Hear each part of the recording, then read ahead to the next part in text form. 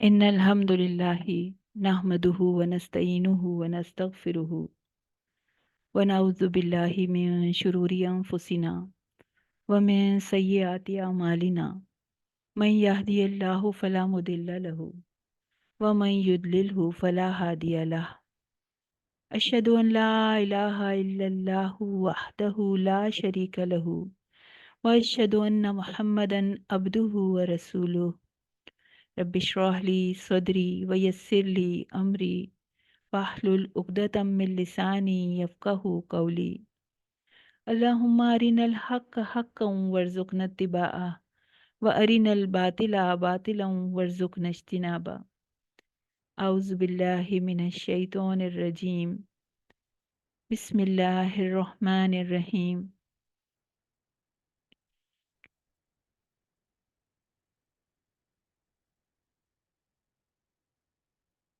آیت 71 سے ہم سٹارٹ کریں گے۔ سورہ حج بہت خوبصورت سورہ ہے اور آج اس کی اختتامی آیات ہیں۔ الحمدللہ کہ اللہ تعالیٰ نے ہمیں اس موقع تک پہنچا دیا۔ اللہ تعالیٰ کا بڑا احسان، بڑا شکر۔ اللہ تعالیٰ سے یہ دعا ہے کہ اللہ تعالیٰ ان آیات کو ہمارے دل میں بھی اتار دے اور ہمیں ان پر عمل کرنے کی توفیق بھی عطا فرما دے۔ آیت 71 وَيَعْبُدُونَ مِن دُونِ اللَّهِ، وہ عبادت کرتے ہیں، وہ بندگی کرتے ہیں اللہ کے سوا، کسی اور کی وہ بندگی کرتے ہیں۔ معلوم يُنَزِّلَ بِهِ سُلْطَانًا، جس کی اللہ نے کوئی دلیل نہیں اتاری، کوئی سند نہیں اتاری، تو اللہ کے سوا اس چیز کی عبادت کرتے ہیں جس کی کوئی دلیل نہیں، کوئی سند نہیں، جس کا انہیں کوئی علم نہیں، اور ظالموں کا کوئی مددگار نہیں۔ تو اپنے معبود کو چھوڑ کر، اپنے الہ کو چھوڑ کر، اپنے خالق کو چھوڑ کر، اپنے سسٹینر کو چھوڑ کر، اپنے رب کو چھوڑ کر کسی دوسرے کے ہو گئے، کسی دوسرے کے آگے گھٹنے ٹیک دیے، کسی اور کو اپنا پالنہار مان لیا، اس عظیم ترین ذات کو چھوڑ کر کسی ادنا ترین ذات کے آگے جھک گئے، کسی اور کو بڑا مان لیا، کسی غیر کے در کے سوالی بن گئے، اپنے رب کو چھوڑ دیا، جبکہ خالق نے، کریٹر نے ساری حاجات کی تکمیل کا سامان کیا تھا۔ اللہ نے اس کے لیے، جس کے آگے یہ جھکے تھے، اس کے لیے انہیں حکم نہیں دیا تھا، کوئی دلیل نہیں دی تھی، کوئی نالج نہیں دی تھی، کوئی علم ریویل نہیں کیا تھا، نہ اپنی کتاب میں بتایا، نہ حدیث میں بتایا، نہ اپنے رسول کو بتایا، اور نہ ہی اس کی کوئی علمی یا عقلی دلیل تھی۔ پھر بھی اللہ کے سوا کسی اور کی عبادت کرتے ہیں۔ حاجات تو صرف اور صرف اسی سے طلب کی جا سکتی ہیں، صرف اللہ دینے پہ قادر ہے۔ کوئی پیر فقیر، کوئی مزار والا، یا اس دنیا کا کوئی شخص، چاہے وہ کتنی طاقت اور اقتدار رکھتا ہو، اس کائنات کو اپنی مرضی سے چلانے کی کوئی طاقت نہیں رکھتا۔ صرف اور صرف اللہ ہی اس کا مستحق ہے کہ اس کی عبادت کی جائے اور اس سے اپنی مرادیں مانگی جائیں۔ نہ آستانے انسان کو کچھ دے سکتے ہیں، نہ قبروں کا طواف کیا جا سکتا ہے، نہ ہی ان سے فریادیں کی جا سکتی ہیں، نہ دعائیں کی جا سکتی ہیں، نہ وہاں قیام، رکوع، سجود کیا جا سکتا ہے۔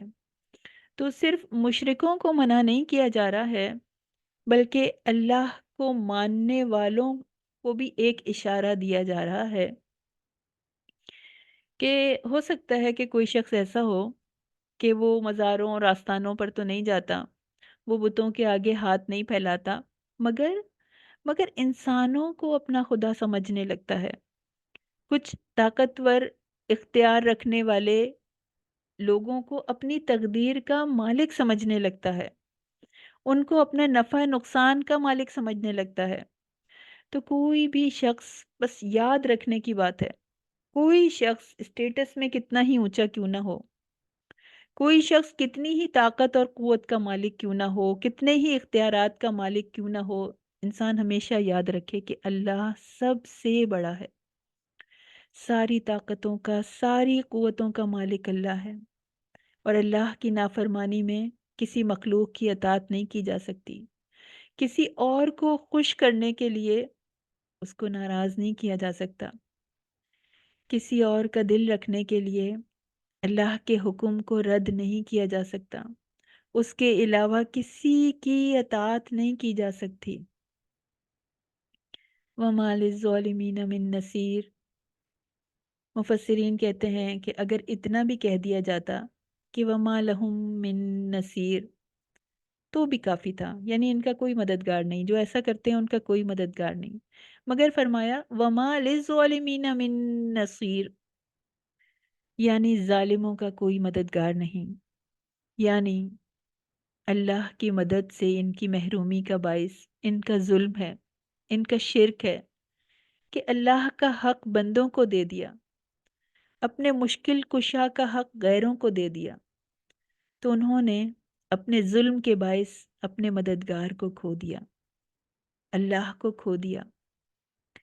کسی ایسا نہیں ہے کہ کسی انسان سے مدد نہیں مانگی جا سکتی، کسی انسان سے مدد مانگنا بھی کوئی غلط نہیں ہے، مگر غلط کیا ہے؟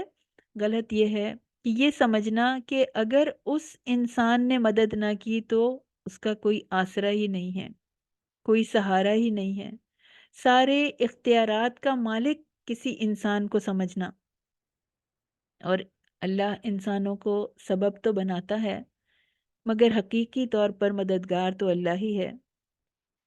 ایک صاحب کہتے ہیں، ایک واقعہ ہے کہ کہتے ہیں کہ میں گھر میں بیٹھا تھا، میرا دل بہت بے چین ہونے لگا، انتہا درجے کی بے قراری مجھے فیل ہونے لگی۔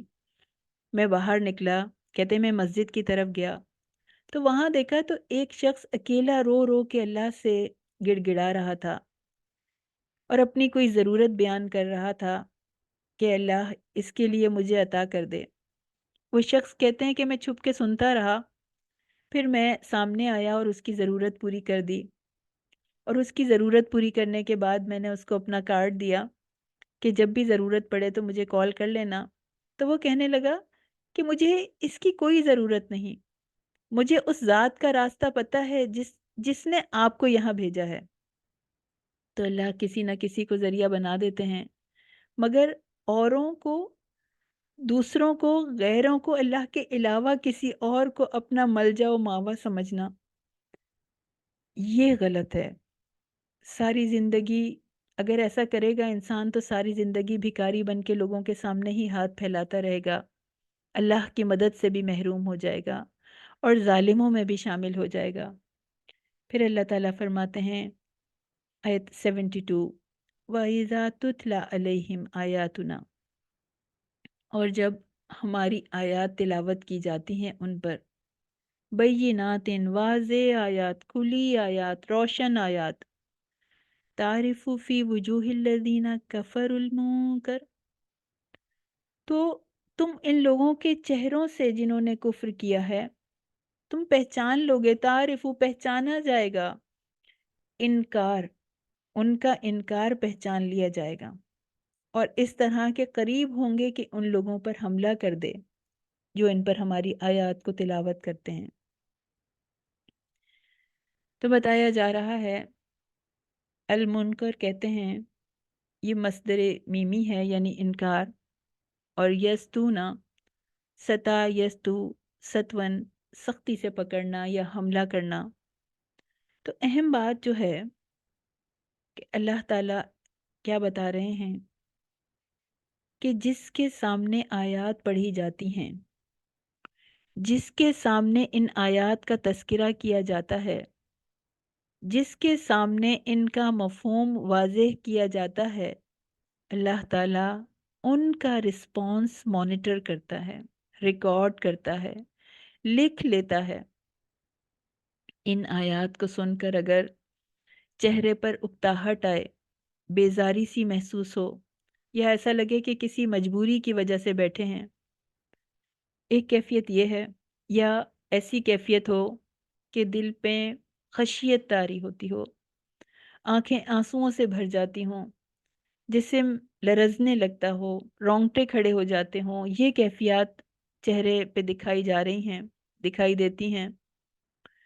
تو یہ کیفیت بھی ہمیشہ ہمیشہ کے لیے ریکارڈڈ ہے، اور ہر ایک کی بک آف ڈیڈز میں محفوظ کر دی گئی، اس کے بدلے وہ بہترین بدلہ پائے گا۔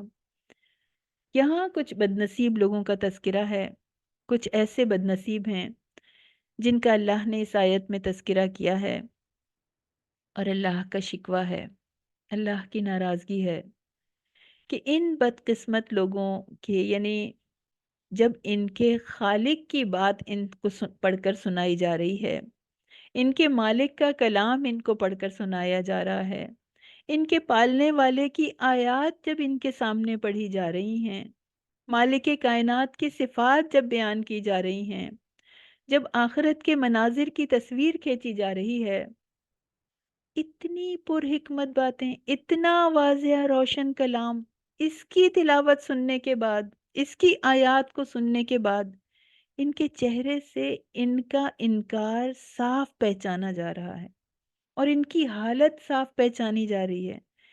آیات سن کے ایسا لگتا ہے کہ ان کے تن بدن میں آگ لگ جاتی ہے، ان کی رگیں پھول جاتی ہیں، ان کے چہرے بگڑ جاتے ہیں، بھویں تن جاتی ہیں، آنکھیں سرخ ہو جاتی ہیں، ناک سکیڑ لیتے ہیں، یہاں تک کہ اللہ تعالیٰ کہتا ہے، یہاں تک کہ قریب ہوتا ہے کہ وہ اپنے سامنے ہماری آیات پڑھنے والے پر حملہ ہی کر دیں۔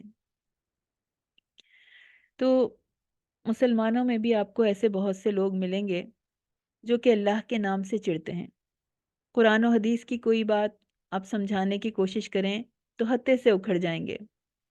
کوئی ان کی خواہش کے مقابلے میں کوئی آیت لا کر سمجھانے کی کوشش کرے، انہیں برائی سے روکنے کی کوشش کرے، تو ان کی رگیں پھول جائیں گی، چہرے سے نفرت کا اظہار ہونے لگے گا، اور ایسا فیل ہونے لگے گا کہ غصے میں ہیں اور سامنے والے پر حملہ کر دیں گے۔ تو اس کے علاوہ اور لوگ بھی ہیں، آپ نے بھی دیکھے ہوں گے، قرآن کے خلاف نفرت کے مظاہرے عام ہیں۔ کبھی ٹاک شوز میں آپ ان کی نفرت کو فیل کریں گے، کبھی قرآن جلانے کے مظاہروں میں ان ان کے چہروں سے نظر آئے گا کہ وہ ان آیات سے ان کا کس قدر بغض ہے، کیسا عناد ہے، صاف انکار پہچانا جاتا ہے ان کے چہرے سے۔ کسی بات پر کسی انسان کا دوسرے انسان سے اوپینین میں کلیش ہو سکتا ہے، ڈس ایگری کر سکتا ہے، اختلاف ہو سکتا ہے، مگر ایسا کیوں ہے کہ نفرت کا یہ عالم ہے کہ یہ چاہتے ہیں کہ ان آیات کو جلا کر خاک کر دیں، مٹا دیں ان آیات کو، یہ چاہتے ہیں۔ اور ان کی حالت کسی سے ہڈن نہیں ہے، کسی سے چھپی ہوئی نہیں ہے، بالکل کلیئرلی پہچان لی جاتی ہے۔ یہ چاہتے ہیں کہ قرآن کی ساری کاپیز جلا دیں، مٹا دیں اس کو، اور اگر وہ ساری کی ساری کاپیز کو جلا بھی دیں تب بھی اللہ نے اس کو مومنوں کے دلوں میں محفوظ کیا ہوا ہے، تب بھی وہ ان آیات کو مٹا نہیں سکتے، ان کی تاثیر کو فنا نہیں کر سکتے، ان آیات سے جانوں کی پیوریفیکیشن کو روک نہیں سکتے۔ کس طرح سے یہ آیات تزکیہ کرتی ہیں، اس کو روک نہیں سکتے یہ، اور ان آیات سے دلوں کے پگھلنے کی کیفیت کو بھی وہ روکنے پہ قادر نہیں ہیں۔ تو ان آیات کو جلانے والے، ان کو حقیر سمجھنے والے، ان کو لائٹلی لینے والے خود آگ کا ایندھن بننے والے ہیں۔ اللہ تعالیٰ فرما رہے ہیں، قل، کہہ دیجئے، افَأُنَبِّئُکُم بِشَرٍّ مِّن ذَلِکُم، کیا میں تمہیں اس سے زیادہ بری اور ناگوار چیز بتاؤں؟ النار، وہ آگ ہے، وہ جہنم کی آگ ہے، جس کا اللہ تعالیٰ نے اپنی آیات سے کفر کرنے والوں کے ساتھ وعدہ کر رکھا ہے، اور جو بڑا ہی برا ٹھکانہ ہے۔ تو اسلام سے، مسلمانوں سے آیات الہی سے چڑھنے والے، انہیں دیکھ کر کھولنے والے، انہیں دیکھ کر انہیں سن کر نفرت کی آگ میں جلنے والے، ان کو جلانے کے بجائے جلنے سے بچنے کا اہتمام کرنا چاہیے، جہنم کی اس آگ سے بچنے کی فکر کرنی چاہیے، کیونکہ وقت تیزی سے ہاتھ سے نکلا جا رہا ہے۔ انسان ہر قدم پر یا تو جنت کے قریب جا رہا ہے یا جہنم کے قریب ہو رہا ہے۔ پھر اللہ تعالیٰ مثال کے ذریعے بات سمجھاتے ہیں، آیت 73، یا ایہا الناس، اے لوگو، ضربا، بیان کی گئی ہے، مثلاً، ایک مثال، فاستمعوا لہ، تو اسے غور سے سنو۔ اس سورہ کی ابتدا یا ایہا الناس سے ہوئی تھی، اور سورہ کی اینڈنگ کے قریب بھی یا ایہا الناس سے خطاب ہے، دنیا کے سب لوگوں کو ایڈریس کیا جا رہا ہے۔ اللہ کے نہ ماننے والے اور ماننے والے سب، ازل سے لے کر ابد تک کے لوگوں سے اللہ تعالیٰ ڈائریکٹ مخاطب ہے۔ فرمایا، اے لوگو، ایک مثال بیان کی گئی ہے، اسے کان لگا کر غور سے سنو۔ مثال پر غور کرنے کا حکم دیا جا رہا ہے، اور اللہ تعالیٰ کی مثالیں حیران کن ہوتی ہیں۔ اللہ تعالیٰ کی شان میں اس بات سے کوئی فرق نہیں پڑتا کہ وہ کسی حقیر کیڑے کی مثال دے، وہ مچھر کی مثال دے، وہ مکھی کی مثال دے، وہ شہد کی مکھی کی مکڑی کی مثال دے۔ وہ بادشاہ ہے، وہ کل کائنات کا مالک ہے، اس کی مرضی ہے کہ وہ اپنی جس مخلوق کی چاہے مثال دے۔ سورہ بقرہ میں آتا ہے، آیت 26، ان اللہ لا یستحیی ان یضرب مثلا ما بعودۃ فما فوقها، اللہ اس بات سے نہیں شرماتا کہ مچھر یا اس سے بڑھ کر کسی چیز کی مثال دے۔ فاما الذین آمنوا، لیکن جو لوگ مومن ہیں، فَيَعْلَمُونَ أَنَّهُ الْحَقُّ مِنْ رَبِّهِمْ، وہ جانتے ہیں کہ یہ حق ہے ان کے رب کی طرف سے۔ وَأَمَّا الَّذِينَ كَفَرُوا، اور جو لوگ کفر کرنے والے ہیں، کافر ہیں، نہ ماننے والے ہیں، فَيَقُولُونَ، وہ کہتے ہیں، مَاذَا أَرَادَ اللَّهُ بِهَذَا مَثَلًا، کہتے ہیں اللہ کی اس مثال سے کیا مراد ہے، کیا مطلب ہے اس کا، ہمیں تو نہیں سمجھ میں آ رہا کہ اللہ تعالیٰ نے اس کیڑے کی مثال کیوں دی ہے۔ يُضِلُّ بِهِ كَثِيرًا، اس سے بہتوں کو گمراہ کرتا ہے اللہ، وَيَهْدِي بِهِ كَثِيرًا، اور بہتوں کو ہدایت دیتا ہے، وَمَا يُضِلُّ بِهِ إِلَّا الْفَاسِقِينَ، اور گمراہ بھی کرتا ہے تو نافرمانوں کو، یعنی کوئی اس سے گمراہ نہیں ہوتا مگر نافرمان۔ تو مثال کی انڈرسٹینڈنگ، مثال پر یقین، یہ بتاتا ہے کہ ہم کون سی کیٹیگری میں ہیں۔ اللہ کی مثال پر باتیں بنانا، مثال کو حقیر سمجھنا، یا اللہ کی کسی چھوٹی سی چھوٹی مخلوق کو بھی حقیر جاننا، یا مکھی کی جو مثال دی گئی ہے اس سے کراہت کرنا کہ اللہ تعالیٰ نے یہ مثال کیوں دی ہے، یہ انسانوں کو مومنوں کی صف میں کھڑا کرتا ہے یا کافروں کی صف میں کھڑا کر دیتا ہے، یعنی اس کے اوپر رسپانس جو ہے وہ آپ کو اس کیٹیگری میں لے آتا ہے۔ تو یہ مثالیں بہتوں کو گمراہ کرتی ہیں، بہتوں کو ہدایت دیتی ہیں۔ اللہ کرے کہ ہم ان مثالوں سے ہدایت حاصل کرنے والے ہوں۔ تو فرمایا، ان الذین تدعون من دون اللہ، وہ لوگ، بے شک وہ لوگ جنہیں تم اللہ کے سوا پکارتے ہو، تو وہ لن یخلقو، وہ پیدا نہیں کر سکتے، ذبابن، ایک مکھی بھی، وہ سب کے سب بھی جمع ہو جائیں تب بھی ایک مکھی بھی پیدا کرنے سے قاصر ہیں۔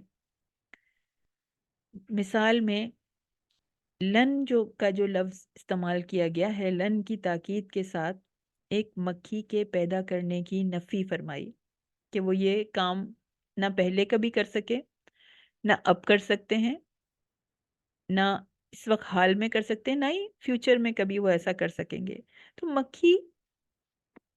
مکھی اللہ کی چھوٹی سی مخلوق ہے جو لوگوں کی نظر میں بالکل حقیر ہو سکتی ہے، یعنی لوگ اسے حقیر سمجھ سکتے ہیں، اللہ کی کوئی بھی مخلوق جو ہے وہ حقیر نہیں ہے، لیکن یہ ہو سکتا ہے کہ لوگ اس کو حقیر سمجھتے ہوں۔ تو سب کے سب مل کر بھی اپنی تمام قوتوں کو جمع کر لیں، اپنی ساری ایکسپرٹیز کو لگا لیں، مگر اتنے چھوٹے سے کیڑے کو بھی بنانے پہ قادر نہیں ہیں۔ تو اللہ تعالیٰ کہہ رہے ہیں کہ جن کے آگے تم سر جھکاتے ہو، جن کو تم پکارتے ہو، تمہارے دیوتا، تمہارے داتا، تمہارے مشکل کشا، ان کے اختیار میں مکھی کو بنانا نہیں ہے، تو وہ زمین اور آسمان اور اس کے درمیان کی عظیم الشان تخلیق کیسے کر سکتے ہیں؟ بخاری اور مسلم میں الفاظ ہیں، مسلم میں 2111 اس کا نمبر ہے، کہ اللہ تعالیٰ فرماتا ہے کہ اس سے زیادہ ظالم کون ہے جو میرے پیدا کرنے کی طرح پیدا کرنے چلا ہے؟ سو وہ ایک ذرہ پیدا کریں یا ایک دانہ یا ایک جو پیدا کریں، کر ہی نہیں سکتے، اس پر قادر ہی نہیں ہے۔ ان کے معبودان جن کو یہ پکارتے ہیں، ان کی کمزوری کا حال تو سن لو، ان کی ناتوانی کا حال تو سن لو، کہ وہ ایک مکھی کا مقابلہ بھی نہیں کر سکتے، یہ ایک مکھی کے آگے بے بس ہیں، اور اس سے اپنی چیز بھی واپس نہیں لے سکتے۔ اگر وہ ان کی خوراک کا، ان کی کھانے کا ایک ٹکڑا، ایک ذرہ لے کے چلی جائے، تو یہ اس مکھی سے بھی اپنا حق نہیں لے سکتے۔ تو اس سے بھی زیادہ کوئی کمزور ہو سکتا ہے، کوئی بوڑھا ہو سکتا ہے، کوئی بے بس ہو سکتا ہے، کوئی گرا پڑا ہو سکتا ہے۔ ان کے معبودوں کی بے بسی اور بے کسی نظر آ رہی ہے۔ اللہ تعالیٰ احساس دلانے کی کوشش کر رہے ہیں کہ تم اپنے رویے پہ غور کرو، تم کس سے مانگ رہے ہو، تم سوچو تو، تم اپنی عقل لگاؤ تو اللہ تعالیٰ نے تمہیں عقل دی ہے۔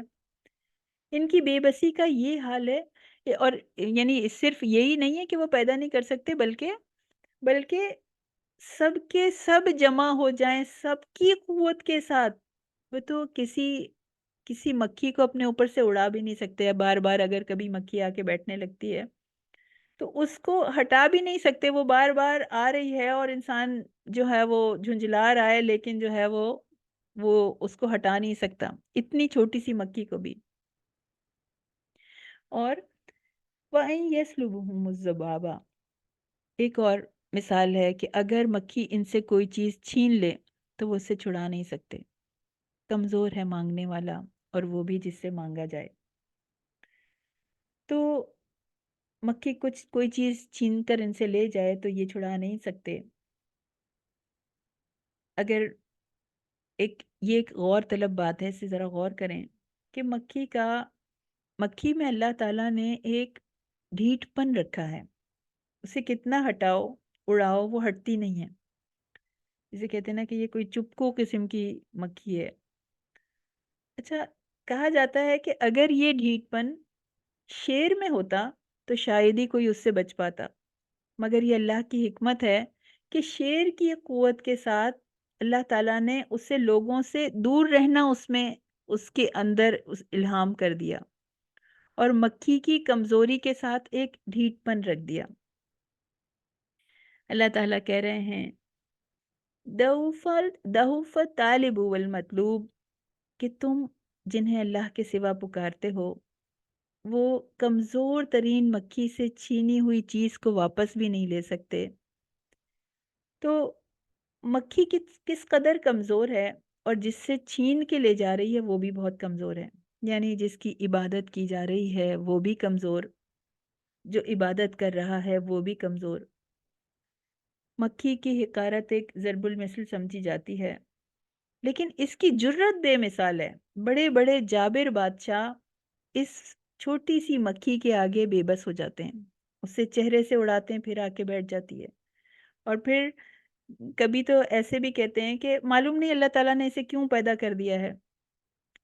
تو حقیقت تو یہ ہے کہ اللہ تعالیٰ نے اسے جبار لوگوں کو ذلیل کرنے کے لیے پیدا فرمایا ہے، تاکہ انسان جان لے کہ کسی چیز میں مکھی کی بھی قوت اس سے زیادہ ہے۔ تو اللہ اپنی قوتوں میں یکتا ہے، تمام چیزیں اس نے پیدا کی ہیں، اور ایسے پیدا کی ہیں کہ اسے کسی کی مدد کی ضرورت نہیں ہے۔ پھر سب کو ہلاک کر کے دوبارہ وہ اس سے بھی زیادہ آسانی سے دوبارہ سب کو پیدا کرنے پہ قادر ہے، اور بڑی مضبوط پکڑ والا ہے۔ ابتدا کرنے والا ہے، انجام تک پہنچانے والا ہے، رزق دینے والا ہے، بے اندازہ قوت رکھنے والا ہے، کوئی اس کے ارادے کو بدلنے والا نہیں ہے، اس کے فرمان کو ٹالنے والا نہیں ہے، اس کی عظمت، اس کی سلطنت سے مقابلہ کرنے والا کوئی نہیں ہے۔ مگر پھر بھی اللہ تعالیٰ کہہ رہا ہے ما قدر اللہ حق قدر ہی، انہوں نے اللہ کی قدر نہیں کی جیسا کہ اس کی قدر کرنے کا حق تھا۔ انہوں نے اللہ کی قدر نہیں جانی۔ تو اگر انہیں ذرا بھی اس کی عظمت اور قدرت کا اندازہ ہوتا تو کبھی کسی مخلوق کو اس کا شریک کرنے کی جسارت نہیں کرتے۔ انہوں نے ایسے لوگوں کو اللہ کا شریک بنا دیا جو مکھی اڑانے پر بھی قادر نہیں ہیں۔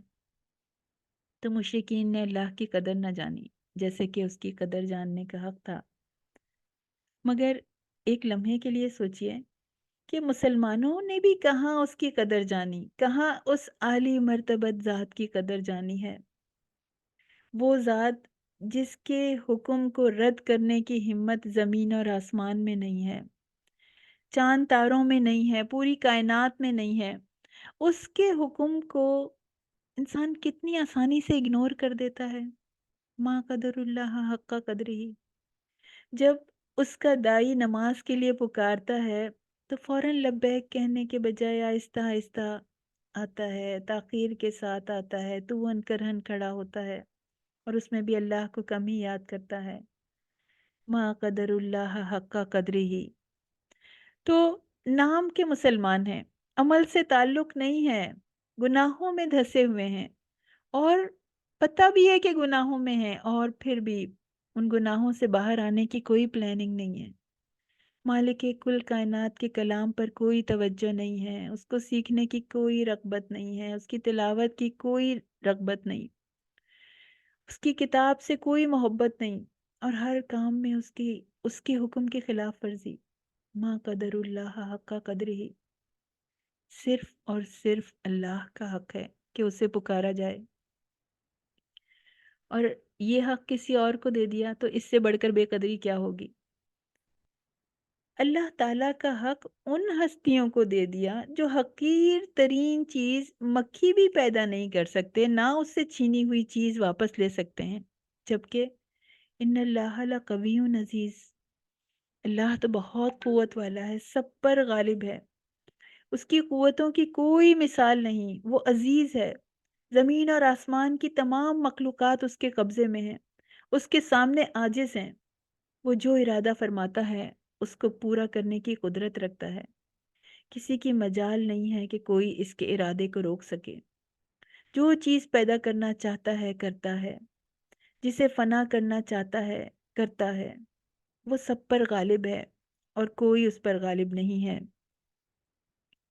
اللہ یستفی من الملائکتی، اور اللہ نے فرشتوں میں سے اپنے پیغام کو پہنچانے والے کو چنتا ہے اللہ تعالیٰ، اور وہ من الناس، اور لوگوں میں سے بھی چنتا ہے، فرشتوں میں سے بھی چنتا ہے اور لوگوں میں سے بھی چنتا ہے۔ بے شک اللہ سب کچھ سننے والا اور سب کچھ دیکھنے والا ہے۔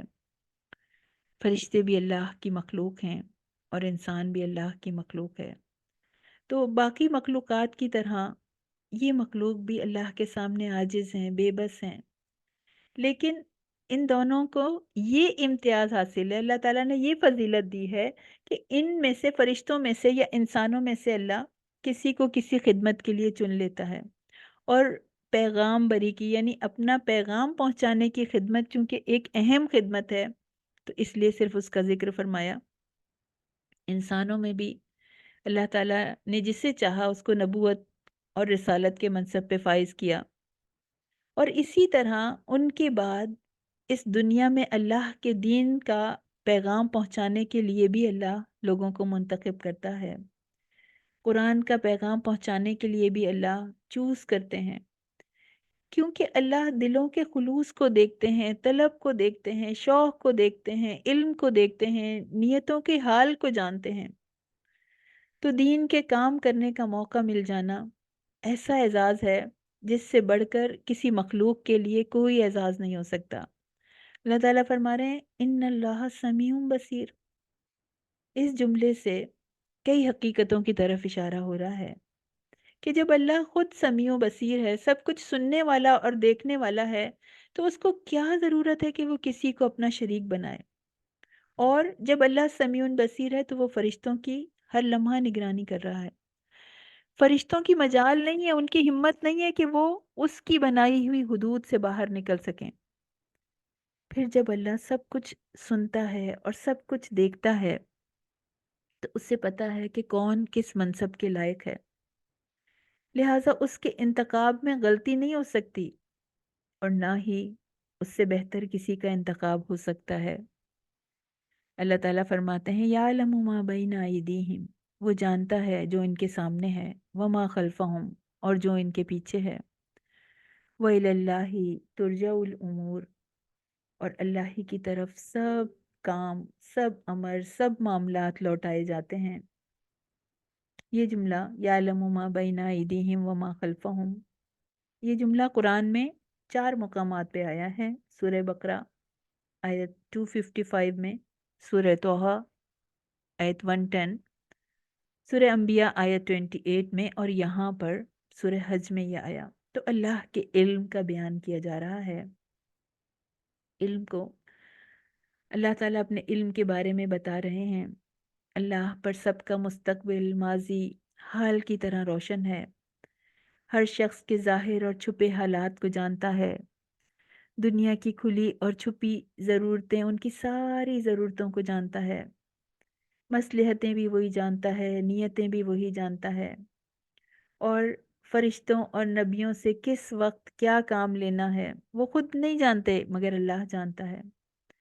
وَإِلَى اللَّهِ تُرْجَعُ الْأُمُورُ، انسانوں کے تمام معاملات اللہ کے سامنے پیش ہوتے ہیں، اس لیے کہ جو بھی فیصلہ ہوتا ہے وہ اللہ کا ہوتا ہے۔ اللہ کا علم سب پر حاوی ہے، کوئی مخلوق اس کے علم میں اضافہ نہیں کر سکتی، کوئی مخلوق اس کے فیصلے میں دخل اندازی نہیں کر سکتی۔ فرشتوں کے معاملات بھی اللہ ہی کے سامنے پیش کیے جاتے ہیں، اور وہ جو ذمہ داریاں ادا کرتے ہیں ان معاملات کی رپورٹ بھی اللہ ہی کے سامنے پیش کی جاتی ہے۔ اور اب اللہ تعالیٰ حکم دے رہے ہیں یا ایھا الذین آمنو، پہلے یا ایھا الناس سے خطاب تھا، اب ایمان والوں سے خطاب ہے۔ یا ایھا الذین آمنو ارکعوا، تم سب رکوع کرو، واسجدو، اور تم سب سجدہ کرو۔ اختتامی آیات ہیں، سورہ کے آخر میں کنکلوڈ کیا جا رہا ہے کہ تم پوری سورہ سے گزرے، جہنم کی آگ کی حدت تم نے محسوس کی، جنت کے شوق کو دل میں جگایا گیا، تم نے اس کیفیت کو فیل کیا۔ ان آیات میں آخرت کے نظارے تم نے دیکھے، اپنے دل میں قیامت کے دن کی ہولناکی کو محسوس کیا، توحید کو اللہ نے ٹھوک ٹھوک کے دل میں بٹھا دیا ان آیات میں۔ تو اب اللہ تعالیٰ ایمان والوں سے ڈائریکٹ مخاطب ہیں، ڈائریکٹ اللہ تعالیٰ کلام کر رہے ہیں مجھ سے، آپ سے، کہ تم ایمان کے دعوے دار ہو، اپنے آپ کو ایمان والوں میں شامل کرتے ہو، تو اپنے ایمان کا ثبوت پیش کرو تاکہ تمہارا ایمان ویریفائی کیا جائے۔ تو اس کے لیے تمہیں کیا کرنا ہے؟ یعنی سب سے پہلا کام جو ایمان کو پروف کرنے کے لیے سب سے ضروری ہے وہ ہے نماز۔ تو نماز ادا کرو۔ نماز ایمان والوں اور ایمان نہ لانے والوں یعنی بلیورز اینڈ نان بلیورز کے درمیان فرق کرنے والی ہے۔ نماز مسلم کی پہچان ہے۔ تو نماز ادا کرو کے بجائے کہا گیا ارکعوا، تم سب رکوع کرو، واسجدوا، اور تم سب سجدہ کرو، یہ الفاظ استعمال کیے۔ رکوع اور سجدے کی حالت قیام اور قعود کی حالت سے مختلف ہے، اور رکوع اور سجدے سے اللہ تعالیٰ کے سامنے انتہائی عاجزی کا اظہار ہوتا ہے کہ انسان جب اللہ کے سامنے جھک جاتا ہے تو یہ انسان کی عاجزی کی آخری حد ہے، یعنی سجدے میں جھک جانا، رکوع میں جھک جانا. تو یعنی نماز کو کوالٹی ٹائم کے ساتھ پڑھو، خشیت کے ساتھ پڑھو، وقت پر نماز ادا کرو، اچھی طرح وضو کر کے نماز ادا کرو، کوشش کرو اچھی نمازیں پڑھنے کی، اور پھر وَاعْبُدُوا رَبَّكُمْ، اپنے رب کے ہو جاؤ، اس کے بندے، اس کے غلام بن جاؤ، اس کی اطاعت کرو. تم جس کے لیے نماز پڑھتے ہو اس کی اطاعت کرو، اس کے ہر حکم کے آگے سر جھکا دو. زندگی کے ہر معاملے میں اللہ کی اطاعت کرنی ہے، اسی کی فرما برداری کرنی ہے. جس طرح تمہارا قیام، رکوع، سجود صرف اللہ کے لیے ہے، اسی طرح تمہاری زندگی کے ہر شعبے میں اس کی رضا کے مطابق عمل ہونا چاہیے. اللہ کے قانون کی پاسداری کرو، دنیا میں دین کو رائج کرو. فَافْعَلُوا الْخَيْرَ عبادت کے حکم کے بعد کہا جا رہا ہے ہر خیر، یعنی نیکیوں کی بات کی جا رہی ہے، ہر اچھے کام کا حکم دیا جا رہا ہے کہ نیکیوں کی دوڑ میں حصہ لو، سبقت لے جانے کی کوشش کرو، دوسروں کی مدد کرو، انہیں اچھا مشورہ دو، صلہ رحمی کی کوششیں کرو، مہمان نوازی کرو، بیمار پرسی کرو، بڑوں کا احترام کرو، چھوٹوں پہ شفقت کرو، بھوکوں کو کھانا کھلاؤ، لوگوں کی تکلیفوں کو دور کرو، اللہ کی رضا کے لیے انسانوں کی خدمت کرو، تو نیکیاں تمہارا روٹین بن جائیں. ایسے کرو. فَافْعَلُوا الْخَيْرَ، کیوں؟ لَعَلَّكُمْ تُفْلِحُونَ، تاکہ تمہیں دنیا اور آخرت کی کامیابی نصیب ہو جائے، تم ہمیشہ ہمیشہ کے لیے کامیاب ہو جاؤ. اگر تم ان ذمہ داریوں کو ادا کرو گے، تم نیکیوں کے دوڑ کے پارٹیسپینٹ بنو گے، تو اس بات کی امید ہے کہ اللہ تعالیٰ تمہیں دنیا اور آخرت کی فلاح سے نوازے. پھر فرمایا وَجَاهِدُوا فِي اللَّهِ، وَجَاهِدُوا فِي اللَّهِ، اور اللہ کی راہ میں جہاد کرو، بہترین کوشش کرو. وَجَاهِدُوا فِي اللَّهِ، اللہ کی راہ میں جہاد کرو، حق جہادہ، جیسا کہ جہاد کا حق ہے. تو اس نے ہی تمہیں چنا ہے، دین میں تم پر کوئی تنگی نہیں رکھی ہے. اللہ تعالیٰ نے جہاد کرنے کا حکم دیا ہے. اب سورہ کے آخر میں میدان عمل میں آنے کی دعوت دی جا رہی ہے. اس سورہ میں جو علم حاصل کیا، اب اس کے امپلیمنٹ کا وقت ہے. وَجَاهِدُوا فِي اللَّهِ حَقَّ جِهَادِهِ، جہاد جہد یجہدو سے باب مفاعلہ کا مصدر ہے. اس کے معنی ہیں کسی کے مقابلے میں اپنی پوری کوشش صرف کرنا. جہاد کا لفظ اللہ کے راستے میں لڑائی کے لیے بھی بولا جاتا ہے. دراصل جہاد کا لفظ ہر اس کوشش پر بھی بولا جاتا ہے جو کفار کے مقابلے میں اسلام کی سربلندی کے لیے جان کے ساتھ، مال کے ساتھ، زبان کے ساتھ یا قلم کے ساتھ جو بھی کوشش کی جائے. اس کے علاوہ نفس کی ناجائز خواہشوں کو قابو کرنے کے لیے بھی بولا جاتا ہے. رسول اکرم صلی اللہ علیہ وسلم نے حجۃ الوداع میں فرمایا، مسند احمد کی یہ حدیث ہے، 24013 اس کا نمبر ہے. تو اللہ کے رسول نے فرمایا، الا اخبرکم بالمؤمن، کیا میں تمہیں مومن کے بارے میں بتاؤں؟ مومن وہ ہے جس سے لوگ اپنی جانوں اور مالوں کے بارے میں بے خوف ہو جائیں. والمسلم، اور میں مسلم کے بارے میں بتاؤں، من سلم الناس من لسانہ و یدہ، اور مسلم وہ ہے کہ لوگ اس کی زبان اور ہاتھ سے سلامت رہیں. والمجاہد، اور مجاہد کون ہے، جہاد کرنے والا کون ہے، من جاہد نفسہ، جس نے اپنے نفس سے جہاد کیا، فی طاعت اللہ، اللہ کی فرما برداری میں، اللہ کی اطاعت میں اپنے نفس سے لڑا. والمہاجر، اور مہاجر کون ہے، من حجر الخطایا، جو کہ جو چھوڑ دے اپنے خطائیں، اپنے گناہ، خطائیں والذنوب اور گناہ، یعنی جس نے ترک کر دیے اپنی خطائیں اور گناہ تو وہ مہاجر ہے۔ امام تبری کہتے ہیں کہ اگر ہر گناہ چھوڑنے والا مہاجر کہلا سکتا ہے تو اپنے نفس سے جہاد کرنے والا مہاجر کہلا سکتا ہے، مجاہد کہلا سکتا ہے۔ تو حدیث میں بتا دیا گیا کہ مجاہد وہ ہے جو اللہ کی فرما برداری میں اپنے نفس سے جہاد کرے۔ تو سب کو نصیحت کی جا رہی ہے کہ صرف کفار سے لڑنے کو کافی نہیں سمجھا جائے، بلکہ اصل مجاہدہ کیا ہے، اصل جہاد کیا ہے، کہ جب تم اللہ کی فرما برداری میں اپنے نفس کے ساتھ جہاد کرو گے۔ کیونکہ جہاد کا، مجاہدے کا جو سب سے اول ٹارگٹ ہے وہ انسان کا اپنا نفس امارہ ہے، جو ہر وقت اس کو ایمان سے ہٹانے کی کوشش کرتا ہے، اطاعت سے ہٹانے کی کوشش کرتا ہے۔ جب تک اس کو قابو نہ کیا جائے تو وہ کوئی نیکی نہیں کر سکتا۔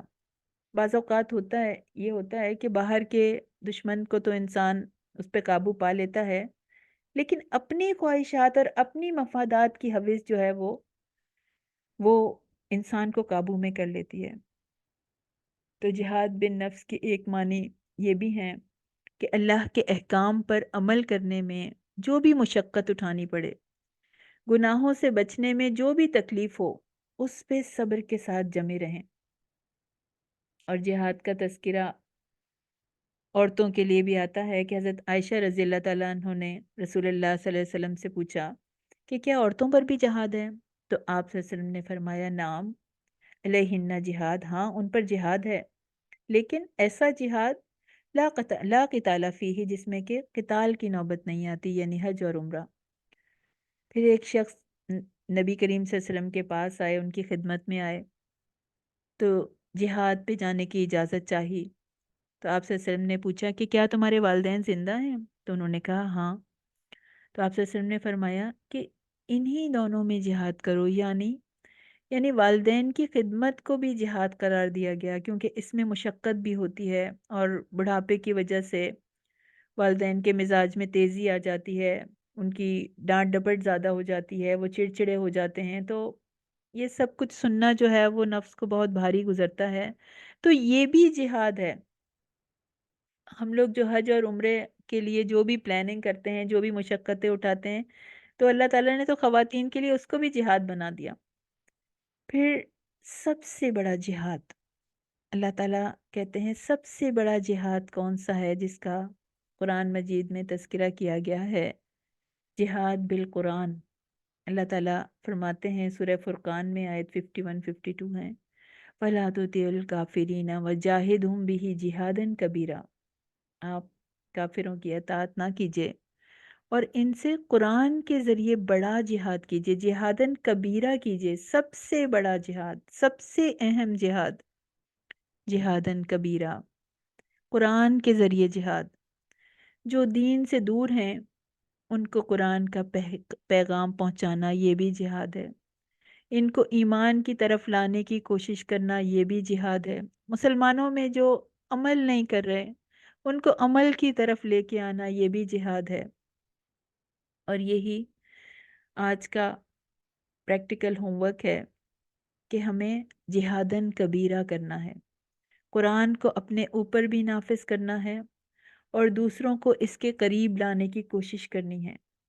اللہ کے دین کی سربلندی کے لیے سر توڑ کوشش کرنی ہے، اس میں اپنا حصہ ڈالنا ہے کہ کوئی میری وجہ سے قرآن سے جڑ جائے، کوئی ایمان پر آ جائے، کوئی نیکیوں کی دوڑ میں دوڑنے لگے، کوئی گناہوں سے بچ جائے۔ تو جو دین سے دور ہیں ان کو قرآن سے جوڑنے میں اپنا حصہ ڈالیے، یہ بھی جہاد ہے۔ اور انشاءاللہ تعالی اللہ تعالی ہمیں، اگر ہم ایسا کریں گے تو ہمیں مجاہدوں میں شامل کرے گا۔ اور صرف جہاد کا حکم نہیں دیا، اس کے ساتھ ایک اور قید بھی ہے، حق کا جہاد ہی، جیسا کہ جہاد کرنے کا حق ہے،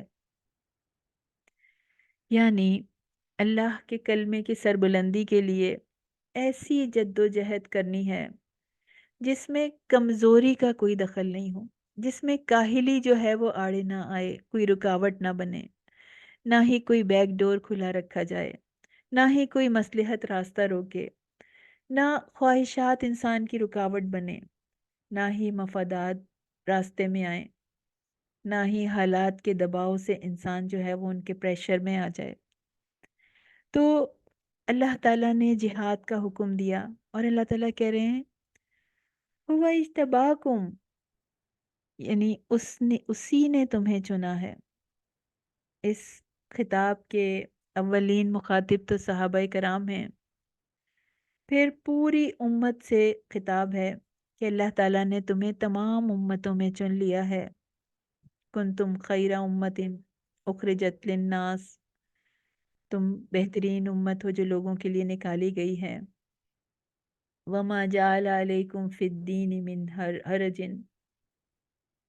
امت کے چنے ہوئے ہونے کے ساتھ ہی اس کی ایک فضیلت یہ بیان کر دی گئی کہ اس دین میں، یعنی یہ دین جو ہے جس کا پیغام پہنچانے کے لیے، جس کو بلند کرنے کے لیے تمہیں کہا جا رہا ہے، جس کو بلند کرنے کے لیے تمہیں جہاد کرنے کو کہا جا رہا ہے، وہ ایسا دین ہے جس میں کوئی تنگی نہیں ہے۔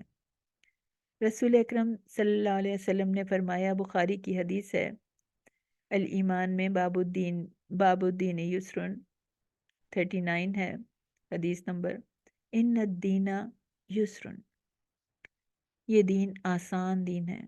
اور سورہ بقرہ میں آیت 85 میں اللہ تعالیٰ نے فرمایا، یرید اللہ بکم الیسر، اللہ تمہارے ساتھ آسانی کا ارادہ رکھتا ہے، ولا یرید بکم العسر، اور وہ تمہارے ساتھ تنگی کا ارادہ نہیں رکھتا۔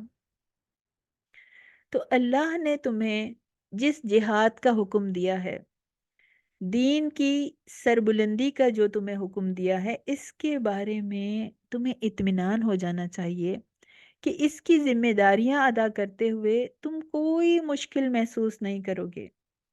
اللہ تعالیٰ نے اس دین کو مشکلات سے محفوظ رکھا ہے۔ اس دین میں کوئی ایسی بات نہیں ہے جس کو قبول کرنے کے بعد تمہاری علمی ترقی کی، تمہاری روحانی ترقی کی، یا تمہاری دنیاوی ترقی کی راہیں بند ہو جائیں۔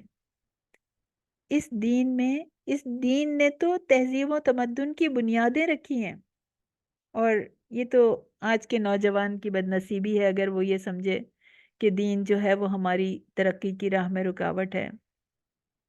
تو اللہ تعالیٰ فرما رہے ہیں، ملت ابیکم ابراہیم، یعنی اس حال میں تم دین کی سربلندی کے لیے کام کرو، اس حال میں تم جہاد کرو کہ تم اپنے باپ ابراہیم علیہ السلام کی پیروی کرنے والے ہو، کیونکہ ابراہیم علیہ السلام پوری امت مسلمہ کے باپ ہیں، اس لیے کہ وہ اس کے رسول صلی اللہ علیہ وسلم کے باپ ہیں۔ تو جس دین کی حفاظت، جس دین کی ذمہ داری تمہارے سپرد کی جا رہی ہے، یہ کوئی نئی چیز نہیں ہے، اور نہ ہی یہ کوئی نیا دین ہے، بلکہ یہ وہی چیز ہے جو کہ ابراہیم علیہ السلام کے وقت سے چلتا آیا ہے، جسے تم ملت ابراہیم کے نام سے یاد کرتے ہو۔ ابراہیم علیہ السلام کا طریقہ ہے، هو سماکم هو سماکم المسلمین من قبل، اس نے تمہارا نام مسلمین رکھا ہے۔ ابن عباس رضی اللہ تعالیٰ عنہ نے ہوا سماکم کی تفسیر کرتے ہوئے بتایا کہ اس کا مطلب ہے ہوا کی ضمیر اللہ تعالیٰ کی طرف جا رہی ہے، یعنی اللہ تعالیٰ نے تمہارا نام مسلم رکھا ہے، اللہ نے تمہیں فرما برداروں میں شامل کیا اور تمہارا نام مسلم رکھا، اس سے پہلے بھی اور اس کتاب میں بھی، یعنی اس قرآن میں بھی۔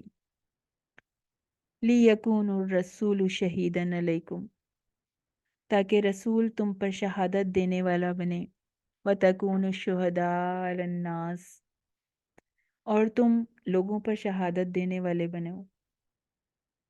تو یہ ہے وہ مقصد جس کے لیے امت مسلمہ کو چنا گیا۔ سورہ بقرہ آیت 142 میں بھی اس کی ڈیٹیل آئی ہے۔ اس مقصد کی دوبارہ تاکید کی جا رہی ہے اور کہا جا رہا ہے کہ حضرت ابراہیم علیہ السلام کو جس منصب پہ اللہ نے فائز کیا تھا، اور اس کے بعد بنی اسرائیل جو ہیں وہ اس منصب پر فائز ہوئے، مگر انہوں نے اپنے نااہل ہونے کا ثبوت دیا تو اللہ نے ان کو معزول کر دیا۔ اب مسلمانوں کو امامت کے اس منصب پہ فائز کیا جا رہا ہے، انہیں بتایا جا رہا ہے کہ اب قیامت تک تمہارا کام یہ ہے کہ جس طرح رسول اللہ صلی اللہ علیہ وسلم نے حق کے لیے گواہی دی، شہادت حق کے عظیم فریضے کو نبھایا، ہر دکھ اٹھایا انہوں نے اس کام کے لیے، امانت اور دیانت کے ساتھ اس فریضے کو ادا کیا، پھر یہی فریضہ امت کے حوالے کیا جا رہا ہے۔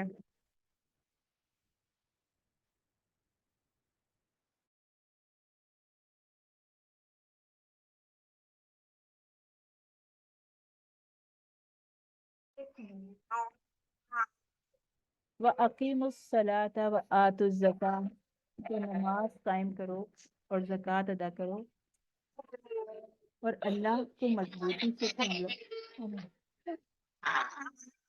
وہی تمہارا مالک ہے،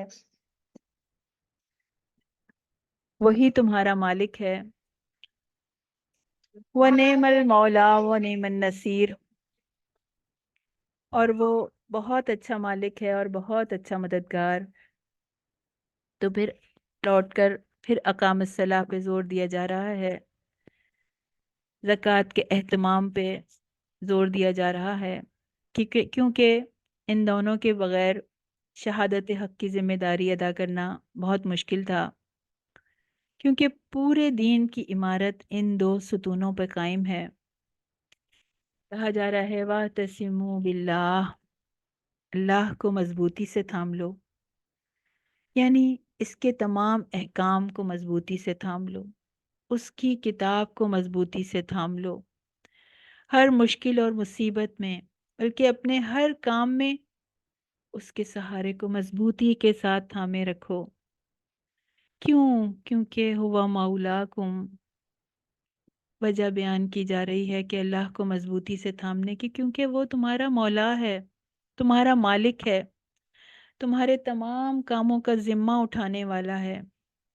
وَنِعْمَ الْمَوْلَىٰ وَنِعْمَ النَّصِيرُ، وہ بہت اچھا مالک ہے، بہت اچھا مددگار ہے، کیونکہ وہ کسی کا ذمہ اٹھا لے تو اس کی ہر فکر کے لیے کافی ہو جاتا ہے، اور جب وہ کسی کی مدد کر دے تو اسے اس کے تمام دشمنوں پر غالب کر دیتا ہے۔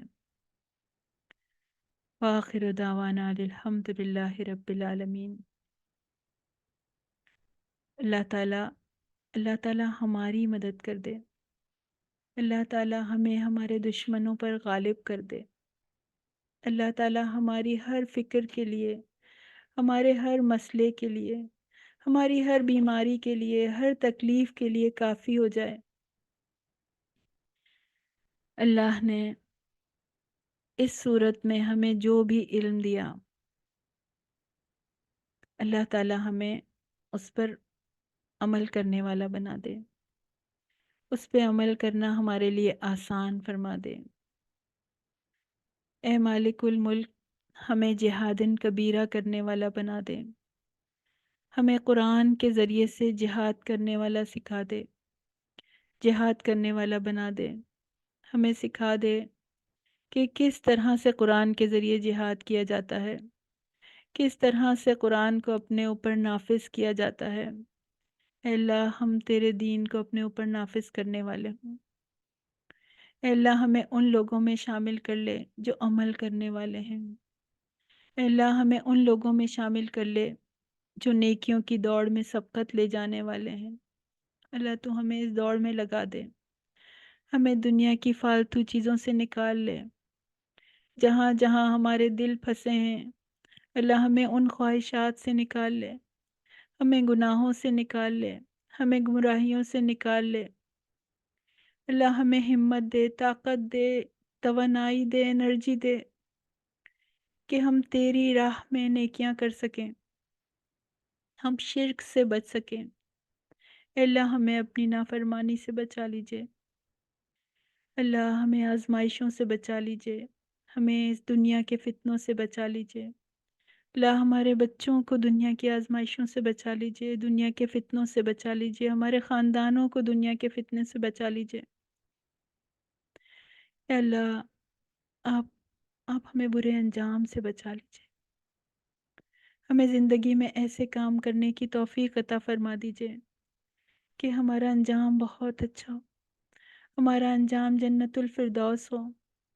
اے اللہ ہمیں قیامت کے دن اپنا دیدار کرا دیجئے۔ اے اللہ ہمیں نیکیوں میں لگائے رکھیے۔ اے اللہ نیکیوں میں اس طرح لگائے رکھیے کہ دنیا کی چیزیں ہمیں اٹریکٹ نہ کر سکیں، دنیا کے گناہ ہمیں اٹریکٹ نہ کر سکیں۔ یا اللہ ہماری عبادت کو صرف اپنے لیے خالص کر لیجئے۔ یا اللہ اپنے کلام سے جڑنے کی توفیق دے دیجئے، اس کو سمجھنے کی توفیق دے دیجئے، اس پر عمل کرنے کی توفیق دے دیجئے۔ اے اللہ ہمیں اس کتاب کا علم عطا فرما دیجئے، ہمیں ایمان اور یقین میں بڑھا دیجئے یا اللہ۔ یا اللہ ہمیں اس کتاب سے نور عطا فرما دیجئے کہ ہمارے دل اس کتاب سے روشن ہو جائیں۔ یا اللہ ہمیں بچ بچ کے چلنے والا بنا دیجئے، ہمارے پاس تقوی آ جائے۔ اللہ اس کتاب کے ذریعے، ان آیات کے ذریعے سے ہمارا تزکیہ کر دیجئے، ہمیں پیوریفائی کر دیجئے، ہماری دنیا کی تکلیفوں کو بھی دور کر دیجئے، ہمیں آخرت میں پیش آنے والی تکلیفوں کو بھی ہٹا دیجئے۔